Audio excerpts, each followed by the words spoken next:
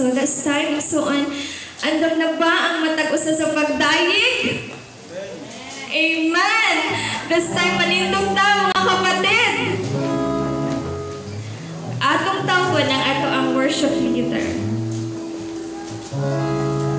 Ngayong buntag igsoon. Praise God. Ang tanang malipayon singgit ko noong dalay ko ng Diyos. Dalay ko ng Diyos. Amen. Thank you. Salamat kay igsoon nga wala gyud ta nagpadaog sa unsa may mga pagsulay. Amen. Amen. Siguro gipugnan ka sa imong mga trabaho. Siguro gipugnan ka sa imong daghang labunon. No? Apan salamat sa Ginoo nga ang Dios naghatag ka natong kadaugan. Amen. Amen. Wala ta nagpadaog sa kakapoy. Busa madaugan ta igsoon.